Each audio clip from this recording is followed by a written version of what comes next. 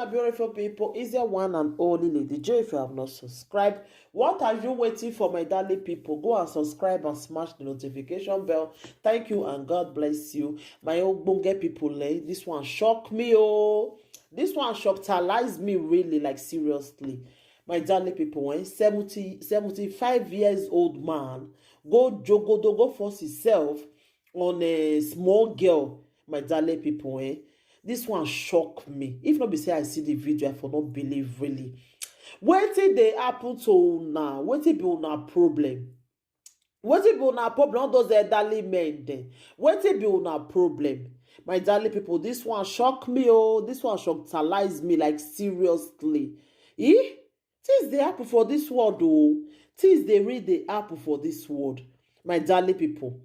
This man force himself on this girl and he tell the girl say make the girl not talk out. He say if your family ask am make she not talk, make you not tell anybody, say see wetin happen. This girl can't really keep am. When he reach us, fear not let am tell him mama, fear not let am tell anybody, because the man tell am say if he tell anybody say he go memera, my darling people. I go put the video more na listen, more na make sure so na listen from the start to the end. Then una go know how una go take contribute. This one e shockalize me 10 times. Things dey happen for this world, though. Things dey really happen. Why e be say our men dey always dey do this thing? Some of our elderly men dey. Why? Okay, now they wan use wuru take make sure say the case go close. Now they cry out now say no, they no fit close mouth like this. They no fit. They no fit close mouth like this. Maybe say they go just sit down, and go dey pour inside their eye. They say no, they want justice. They want make people come out, make they fight for this girl. Because the girl finally open up now. But the man, because na audion were now of their state there, he want to use wuru now take cover everything. This kind of thing good, my people.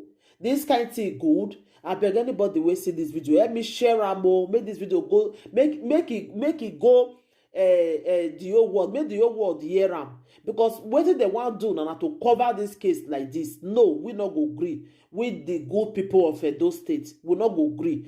More na make sure say una help us share this video. Now let that place una go take help this girl. More na share the video, make the video go viral, my darling people. Thank you, everybody. I will put the video now for you people to watch and see wetin really happen, because the video na 6 minutes. So make sure say you listen from the starting to the end. Thank you. Bye. Old man, 76 years old man, defy you. You fit tell us what really happened? Yes. Okay. One day my mom come send make I go buy medicine for chemist. I can't go Odionwere place. 75 years old man. They sell medicine.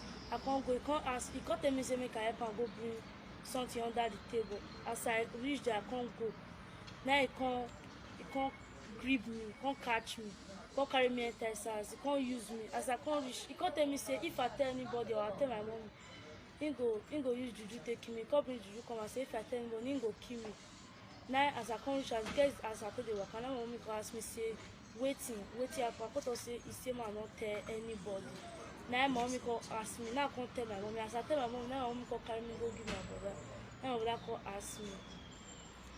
Continue now. They go ask me. I can't tell her everything. They go carry me go give. I can't deny for the first place. He say no. Say he not do and say he not do. And they go call my brother with they do. Before they can't talk what he happen. They go carry me go station. Station for where? For Abudu. Abudu? Yes. Okay. Before they go carry me go stay CID. For Benin. Okay. How did they do? How the matter be now? I don't know. Okay.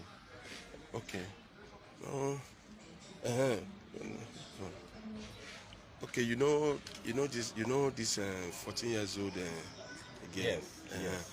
Now if you tell us some around what happen and how far police don't go for investigation, they don't charge the matter to court or now the matter make me and some of the youth of the community they here, so okay. This Peking na Osula gift. Okay.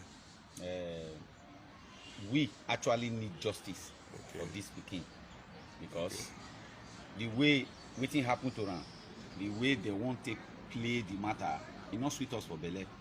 If it happen like that, it will be like say we not get government wey dey help people find out wetin happen to them since they not get power by themselves.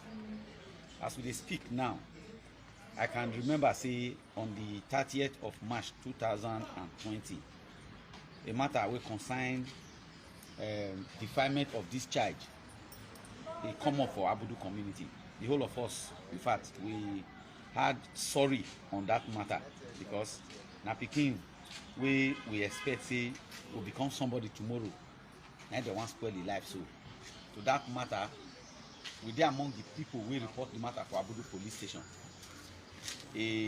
An old man, precisely the Ojonwere of Abudu community, per Sunday Izeko, now they allege at that point say he defied this child. The thing not go down well with us. Now we report the matter for Abudu police station. From there, we transfer the matter to area command for Ikobahi, Benin City. When we get to that place, we see and say they won't play wayo. Now we carry on from there to State CID. For State CID, they detain her for about a week. We can't hear say them bail am on head grounds, say he not well, he leg dey swell up. Now they take bail am. Meanwhile, we don't take this child go hospital for checkup. The reports, is still dey the hospital or presently, I don't know. They say the day we demand the report, they say now police now they give am to police clinic for Benin for GROA. Now we go do the report, go do the checkup.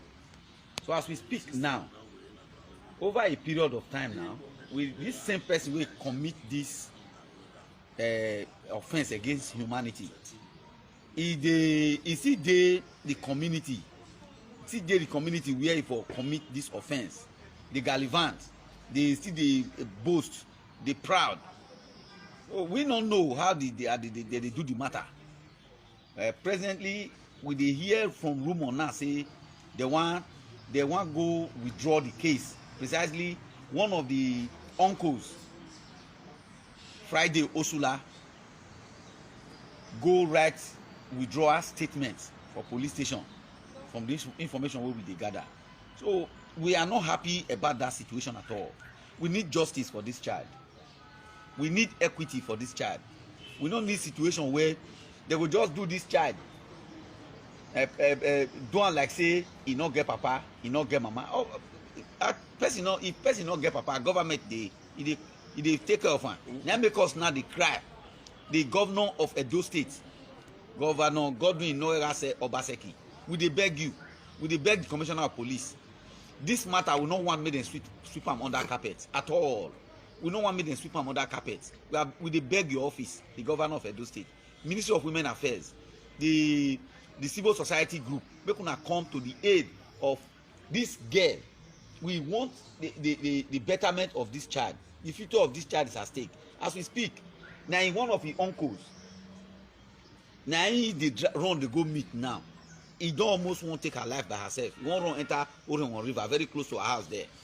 Anywhere they waka they go, they complain to your uncle say that they laugh and say he now John with a wife. As young as this child, who knows what she will become tomorrow?